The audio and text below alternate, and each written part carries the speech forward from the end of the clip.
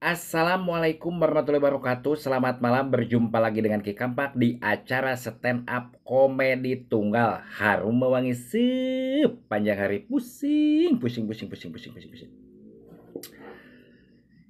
Ki Kampak ngobrol jeung tukang baso.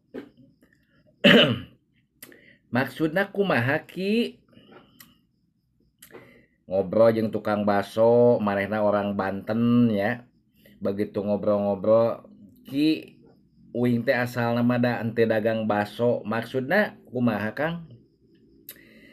Uing teh baheula nama digawe bangunan ngan kusabab digawe bangunan ditinggalkeun kabur ku manor, jadi we dagang baso milu jeung lanceuk. Oh kitu. Eta kumaha kuli bangunan nepikeun ka ditinggalkeun ku manor kitu? Nya kitulah Ki resiko di lapangan mah.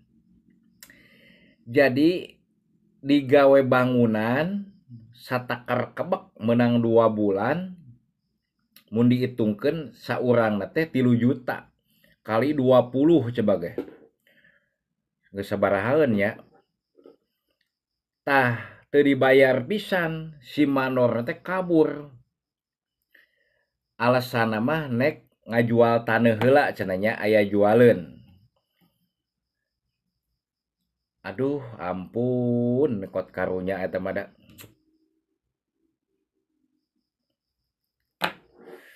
Mentak milih manor teh kudu anu bener, kudu taliti ulah sampai kos kitu tah. Si Akang eta nepikeun ka ayeuna teh mending nya jualan baso jeung lanceukna. Eta mah ditinggalkeun ku manor teh 20 urang, saurangna 3 juta. Tinggal ngalikeun geus sabarahaeun 2 kali 3 60 juta.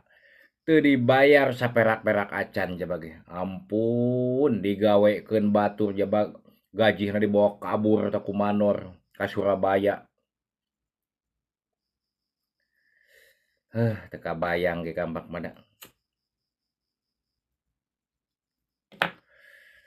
Tah mun bisa ulah sampai darolim kitu para manor teh kudu eling mun ngagawekeun batur teh kudu dibayar ulah ayeuna alasan segala nek ngajual taneuh heula pencairan cenah di Surabaya. Kabur ka Surabaya, duit transferan datang ka manehna teu dibayarkeun da nyaah teh meureunna. Waduh, eta meunang dosa gede pastina ge. Meunang pidua goreng tah dinu jelema anu 20 eta. Sing areling para manor nya